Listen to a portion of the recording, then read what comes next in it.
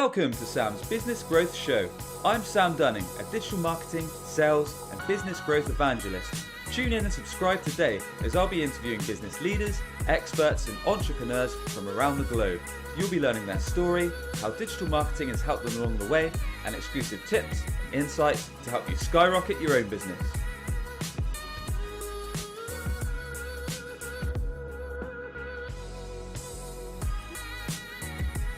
And welcome back to the show. I'm excited to be joined by Luigi Prestinenzi today. Luigi is the co-founder and head of growth at Sales IQ Group. He's the host of the Sales IQ podcast, which is an awesome podcast, so make sure you hit subscribe on that bad boy. He's a passionate father and a sales practitioner. Luigi's constantly putting out cracking content all the time, so make sure you do follow him on LinkedIn. Luigi, a warm welcome, Squire. How are you doing? Oh, brother, man, what an introduction. That is good. That's how I need to come home every day. That's how my kids need to say hello to me every day. That would be great. I appreciate you joining us, man. I'm excited to chat through, learn from your good self. So as always, there's a few main things we'd like to learn from you, Luigi. We want to learn your top business growth tips. We want to learn your top digital marketing strategies. And I'm sure there'll be some offline ones in there as well, being a sales practitioner you are. But before we get to that, it'd be great to have a quick snapshot of your story. So if you could learn a bit more about your background, so perhaps where you grew up, a few of the key places you've worked at, and some of the lessons that you learned at each one along the way. So it could be sales lessons, could be marketing, or could be business lessons that you could share with us. That'd be a fantastic start, Luigi. Yeah, and again, thanks for having me on your show, mate. So yeah, a bit about me. So I grown up in Melbourne, Australia. Spent a lot of my life here, and obviously travelled for work, which has been awesome because I love travelling.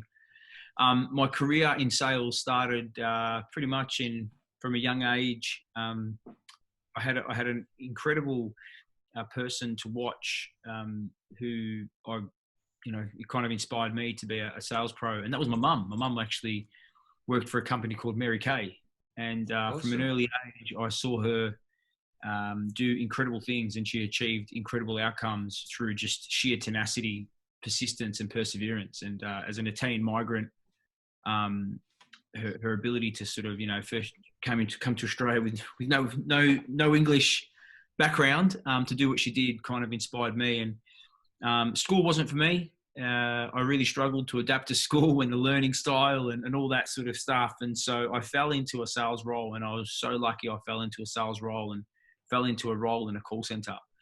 Okay, nice. Doing old school telemarketing. And I tell you what, man, the movie The Boiler Room. Love that film. Where, it's just hardcore. 80 people in a room selling telecommunications. A guy at the front, he's kind of like a spruiker. Yeah. And that was my kind of, entering the world of selling. And early on in my career, I had this sort of negative because, back in early 2000s or late 90s, early 2000s, there was a little bit, especially in Australia, Australia's always kind of have looked down on sales, on outbound selling. And so I wanted to move out of sales, and I wanted to become a sales rep. I wanted the car. And anyway, a couple of years later, fell into a job in inside sales. And for 3 consecutive years, I tried to get the sales rep role. 4 interviews. By the 4th, I was told, you can't sell. I'm like, okay. Ouch, man. Big ouch. I was 22 years old. They said, you can't sell, man. And I said, okay. So I quit and I went to uni. I thought, I'm going to go to uni, man. I'm going to go out there. I'm going to get a degree because I need a degree. I can't sell. I need something to fall back on, right? Okay. Unfortunately, had some health issues, and it's a story for another day. And I had to stop. I had to stop going to uni. Was only like 2 months into it. And so anyway, fast forward, I got myself another job in an admin role. I finally got into sales, into an outside selling role. Fast forward in a couple of years, and I was head of business development for a large leadership firm in Australia. So this is a few years later, and I actually sold to the company that said I couldn't sell. And I sold a $4 million. Yeah, I sold a $4 million. That's a great feeling. Yeah, it was an awesome feeling. And it was just under $4 million training solution that I sold them. Nice, dude. And some of the people that had told me that I couldn't sell were still there in the same role. So it was kind of like a It was the sale that happened that kind of, it kind of inspired me, being told you can't sell and you're never going to get this job. It did. It inspired me to sort of take the opportunity to just keep learning and keep being the best I could be. Definitely. So there's a few things we've covered so far. If we could just have a very quick recap. So when you said right at the start, Luigi, you said you were selling, but you wanted to get into sales. Does that mean you're like a business development representative or sales development representative generating appointments or something different? Yeah, just, mate, it was literally like you call telemarketing, which they call, Okay. Yeah, it was old school, literally calling mums and dads at home, trying to connect them from one telephone service to another. Got And I've done, door-to-door selling. I've done kiosk selling in shopping centers. Old school, which is still relevant today. Yeah. And I think obviously transition to B2B, and that was awesome. And so many disciplines, so many methodologies and philosophies that apply in the B2C world also apply in the B2B world, and vice versa, right?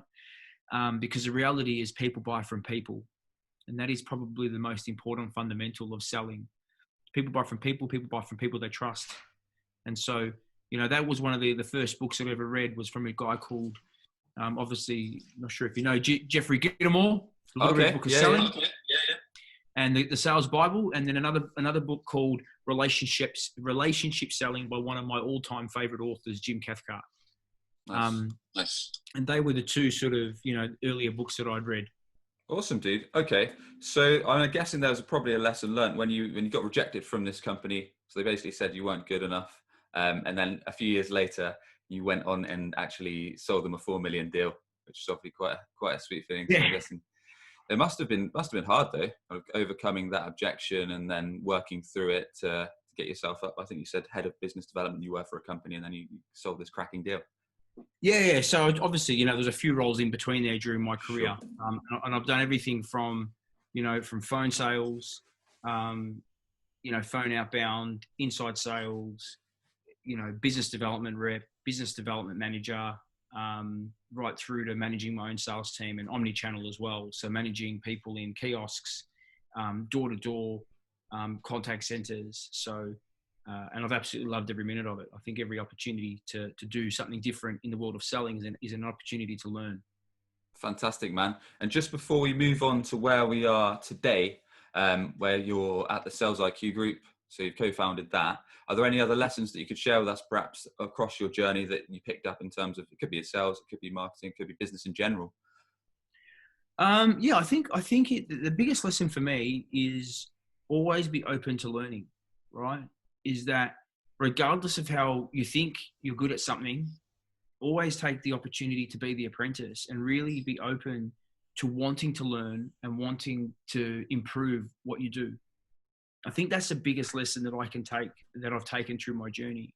And if I look back at the times where I've plateaued in my career, it's the times where I haven't had that growth mindset, and I thought I've knew everything. And the reality is we don't, right? So I think the biggest piece of advice I can give any seller, any entrepreneur, anyone that's looking to, to grow their business or to grow themselves, the first thing you've got to focus on is actually being open to growth. And being open to growth within self first before a business happens, right? Dude, that's possibly one of the best things anyone's ever said on this podcast. And there's been a lot of good things said. I can tell you this for one thing, without boring the audience too much, because they've probably heard me ramble on it before. But before I started investing in myself, so whilst I may have been selling, I call it selling. I was kind of stumbling along and occasionally hitting targets since the age of, let's say, 21, and I'm 29 now. But I only started probably investing in myself maybe 2 years ago. So when I say investing in myself, I mean actively listening to podcasts pretty much every day, reading when I can. It's mainly podcasts at the moment because we've got a newborn baby, so he's crying all the time. So I'm just putting on podcasts in the background. You know what it's like. But once I started doing that, and once I started taking on this information, watching videos, podcasts, my sales just went up steadily. And it's not. Carry on, man. I was just going to say, and that there's a direct correlation between, I had one year that it was a stellar year for me. I've got an award behind me, which was back in 2012, before I started Sales IQ in my last organization, I was the number one sales leader globally for about 60 countries. And I had a stellar year. And some would call it luck, but there was no luck, because the amount of proposals I didn't win, and the amount of nights that I didn't get to see my kids, and the amount of nights I slept at the office was the reason why I had that luck. And I actually, it's funny that we're having this chat, because I was speaking to somebody that I coached this morning who's found themselves with a bit of a negative mindset. And that year that I won, every single day I listened to the same, you're going to laugh, the same CD. Every single. What was the CD? It's from Paul J. Meyer.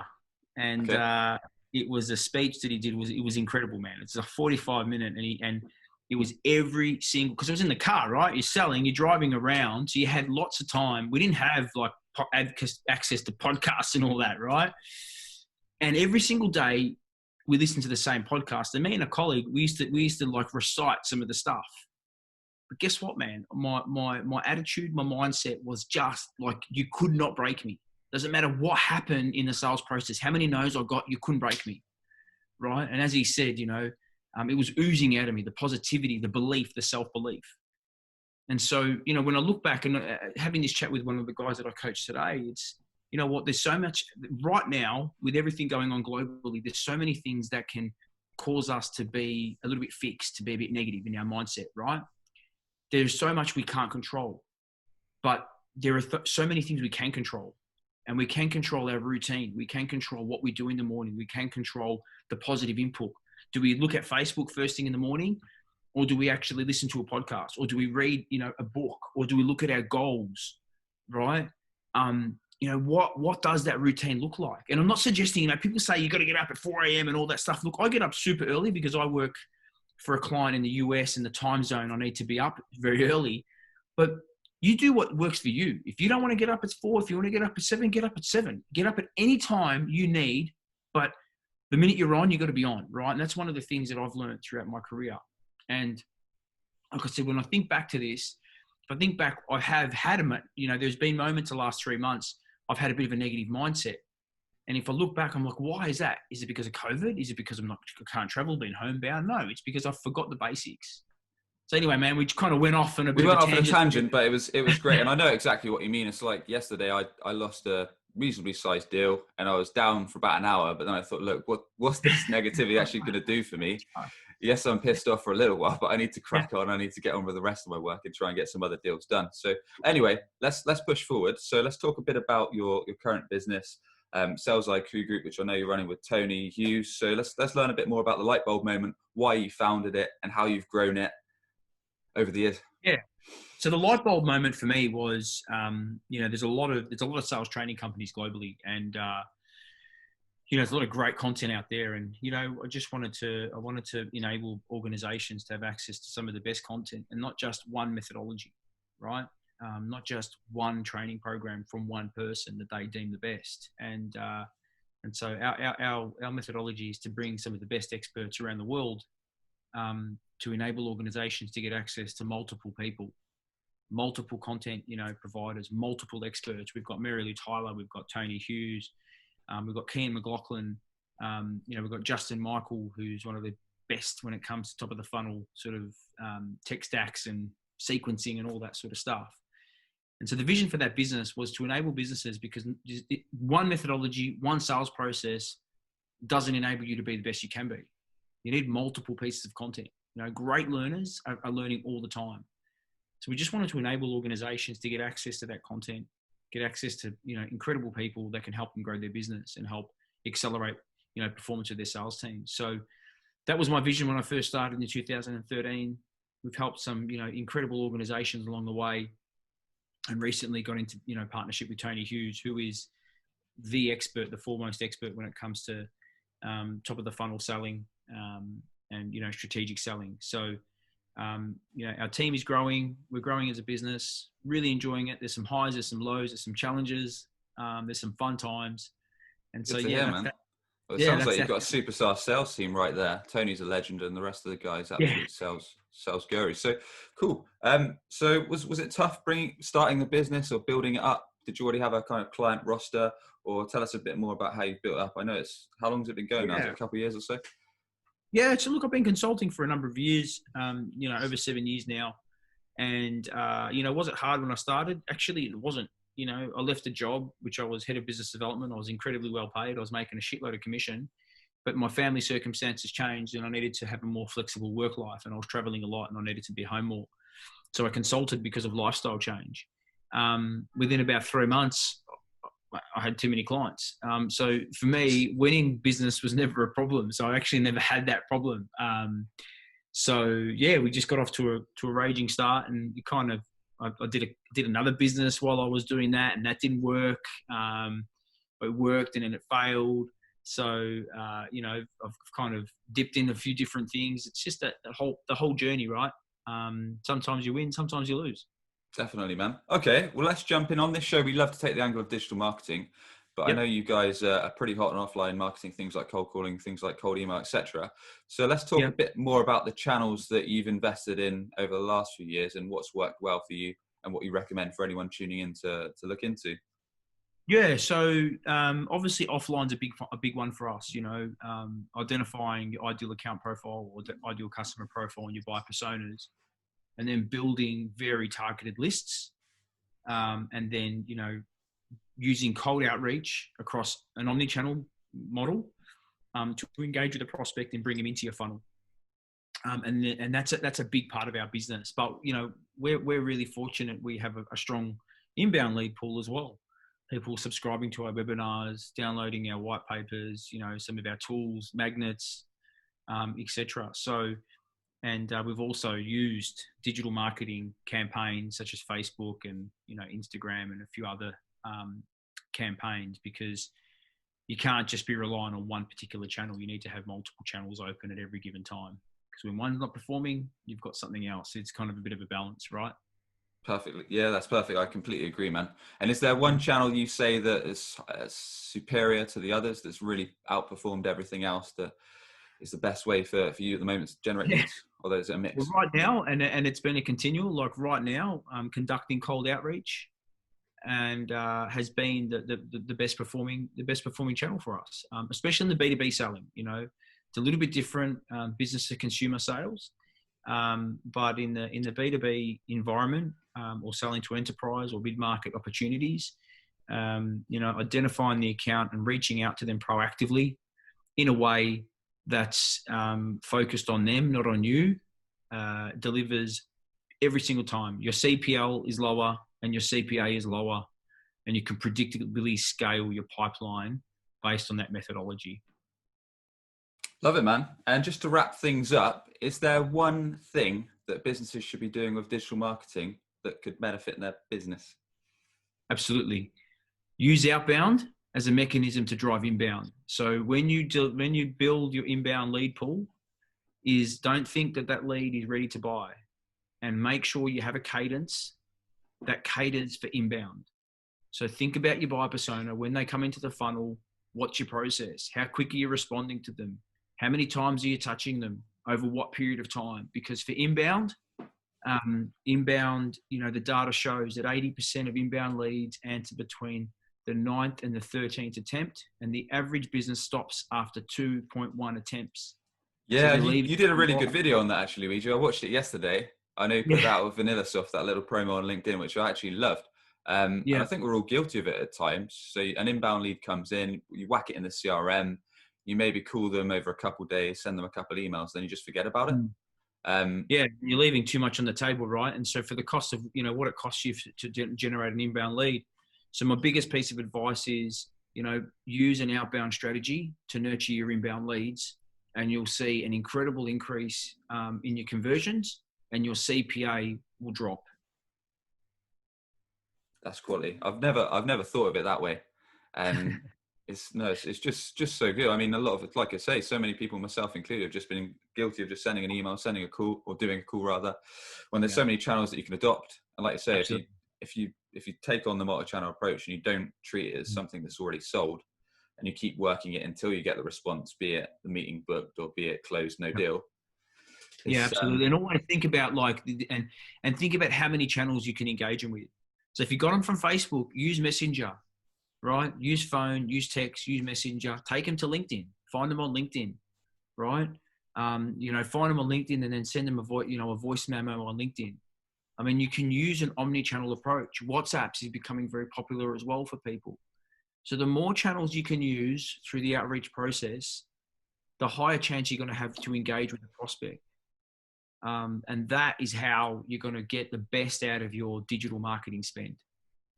Love it, dude. Just to wrap up, whilst we're on the topic, have you got any advice for closing emails? So that's probably not the best word. What I mean is, for example, if someone completely stops responding, so say you got an inbound lead, it's been a month or so, then no response at all. So I saw, I can't remember who posted it, but someone on LinkedIn said there was a subject title, aliens, and then there was three options. It was like, Steve, not heard from you in a while. Can you let me know if it's 1, 2, or 3? 1, you got abducted by aliens. 2, no longer interested. 3, you've been super busy and you want to pick up on the project this week. Yeah, I've used, it's funny, I've used a couple of those breakup emails too. When the Avengers was on, we used one around, Thanos and stuff. And yes, those breakup emails can work well. I think the key is when you get past that breakup, if they've ghosted you, try them again. Try them again in another 2 weeks later. Put them into another cycle of cadence. But remember, the biggest piece of advice I can give around this is really think about the value that you're distributing through your cadence. Like if they've got to a point of what you call closed, lost, uncontacted, right?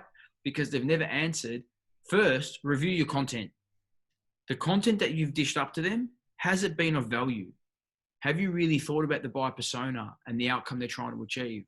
And how have you served up content that's going to help them regardless whether they buy from you? If you've done that, great. Next thing, do it again. Like put them through another cycle, another cadence, right? And continue to try to engage with them. It's not about harassing them. It's just about purely the amount of notifications people get every day. They're just not seeing your missed calls. They're not seeing your text messages. So that's my biggest piece of advice. Keep persisting. Awesome, man. This has been epic. So a few key takeaways for me today is 1, always be learning. The second one, probably control your daily activities and your routine, even when you aren't feeling as good. And the final one was treat an inbound lead like an outbound lead and just keep working it, man. Love it. Love it. Awesome, dude. So Luigi, we like to ask everyone that comes on this show, if you could thank just one person, either dead or alive, having a positive influence on your good self and your career, who would that be and why? You know what? I think, I haven't been asked that question before, but for me, thinking of my story, I think my mum. I've actually haven't said this before, but I think my mum is somebody I'd want to thank because from an early age, I got to see somebody to persevere and have a goal and just use a relentless focus on achieving that goal. And I think that's where, if I look at one of the things that makes me a good sales professional is the fact that I persevere and I have a mindset which is very, very positive. And I take that from seeing my mum in action when I was such a young little man. So yeah, that's the person I'd like to thank. Great role model, man. Well, everyone, you've been tuning into Sam's Business Growth Show, where we sit down with business leaders, experts, and entrepreneurs from around the globe. We find out their story, how digital marketing has helped along the way, and exclusive tips and insights to help you skyrocket your business. Luigi, tell us a bit more about your company, how people can get in touch, and the best way to connect with you, sir. Yeah, awesome, man. So a bit about my company. So salesiqglobal.com. You can find me there. We've got some great tools. We've got some free stuff. So head to the website. I'd love you to hunt me down on LinkedIn. Just type in Luigi. There's not many Luigis in the world of LinkedIn. So when you type me in, I usually come up number 1 or 2. So that's the place to find me. And obviously my podcast, the Sales IQ podcast, is where I sort of push out my own view on the world of selling. So that's where you can find me. Definitely. And be sure to subscribe to that, guys. Excellent. Yeah. Luigi, thanks so much, mate. Thanks, brother. Are you tired of constantly hunting for new customers? You could be missing out on regular inbound opportunities, all because your website isn't on the first page of Google. Perhaps you're already spending lots of money on advertising, but your website is failing to convert all of your hard-earned visitors into a consistent flow of new customers. If you'd like to learn more about our unusual approach that brings ideal clients straight to you, connect with Sam Dunning on LinkedIn or book a free 20-minute consultation via webchoiceuk.com. That's webchoiceuk.com. Subscribe today for more digital marketing, sales, and business growth tips from the experts.